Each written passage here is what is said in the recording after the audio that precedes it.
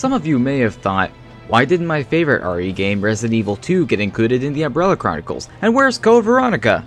Well, fortunately, Capcom gave the Umbrella Chronicles treatment to those games a few years later, but they made this compilation with some sweet improvements. This is Resident Evil, the Darkside Chronicles, for the Wii.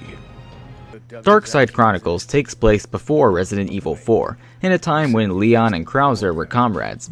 It covers the stories of RE2 and Code Veronica. Leon tells these stories to Krauser during a mission in South America to get him up to speed on BOWs and the T. Veronica virus. Leon, what the hell is going on here? Have you fought these things before? I want to know what's going on, and I want to know right now. Leon tells these stories since BOWs and the Veronica virus are both plot points for the missions he's taking on with Krauser, and I'm not spoiling more than that. There's a much darker feel in the story and how it's told as opposed to Umbrella Chronicles. In fact, the whole game has a darker, scarier, and more serious tone. Don't tell me, but you better start working with me here. Or we'll never make it out of this alive. Please, Ada. I need your help. I can't do this alone. I gotta say that Darkside Chronicles has improved graphics from the previous Chronicles game. Everything looks better and uses the Wii's power to greater effect. This includes some well-made visual effects and great character models. Yes. Well developed character Steve, you perv! Also, the lighting is better and makes the game feel more like a creepy RE game. There are more sections where you have to use a flashlight in very dark spaces, which adds to the tension. The game also makes audio improvements, but it's not perfect. There's still some small RE cheesiness in the voice acting, and sometimes the lip movements don't fit the spoken dialogue. But the voice work is better, especially Steve Burnside's voice. His voice sounds much better this time. Damn it! Which way? Wait! I wasn't trying to escape. The alarm sounded and the door unlocked. I thought that Rockford Prison, detainee 267. Guess you're not with Umbrella then, are you? I'm Claire Redfield. Damn, girl. You scared me. Eyes forward.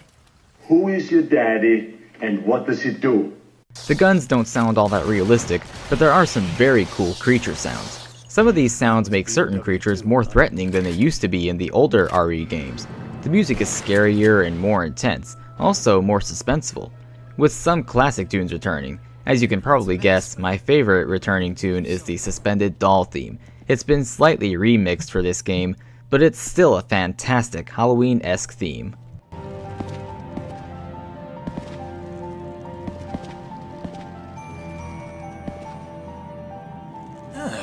This place looks horrible.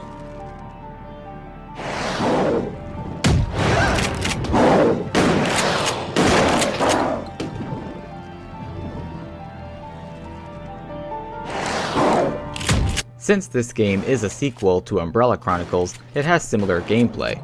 It plays like an arcade-style on-rails shooter, and you play through new versions of RE2 and Code Veronica in arcade-style levels. The controls are what you would expect from this setup. Point the Wii remote at the screen to shoot enemies, switch between weapons with the nunchuck's analog stick, and shake the Wii remote for knife attacks and reloading, as well as QuickTime events. But luckily there aren't as many QuickTime events in this sequel.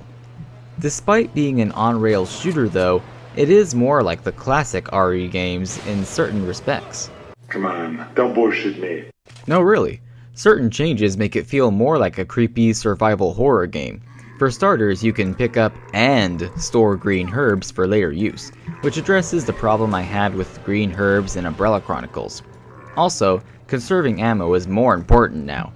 In the case of this game, that means getting accurate kill shots and using your infinite ammo pistol when you can, while picking up ammo in the levels. The game even has creepier pacing, even though it's still action focused, which it kinda needs to be given the game mechanics. The scarier tone works even better since the enemies are scarier now, mainly in how they move towards you and the sounds they make. In keeping with RE challenge level, the boss fights are more intense too. But the first-person on-rails aspect does have one issue. A lot of shaky cam that does add to the intensity and fear, but makes aiming annoyingly difficult when there's a lot of shake. Gotta shoot those enemies up. Wait, you're moving again. Okay. Gotta take out those bows and hold still! As you probably figured out, 2-player co-op mode is back, and this time players don't share health. Capcom takes this a step further by including some events where one player will have to save the other when he is attacked by a zombie.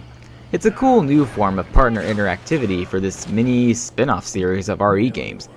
But this is a bit of a problem when playing solo, since you have to make sure your AI friend doesn't lose a lot of his or her health. So you have to use green herbs on your AI partner too. They won't take damage as often as you will though, so don't start having bad RE5 flashbacks, guys. It's all good. In case any of you are interested, you got some extras to unlock too. As you play, you can unlock different costumes for each character to wear in any level that character is in. It's a cool extra that's mainly used for your AI partner, since you can't exactly look at yourself in the game. You can also find a lot of files on RE characters, enemies, and sub-stories that add great detail to the whole Resident Evil story. And when you get bored of that, go back to shooting more zombies. With all the improvements Capcom made with Chronicles presentation and gameplay, about the only thing I don't like about this game is the aiming challenge from the shaky camera thing. Otherwise, this game is fantastic. If you like Umbrella Chronicles, then you have to play this game. Even if you don't have Umbrella Chronicles but you're an RE fan, get this game anyway. It's very worth adding to your Resident Evil collection.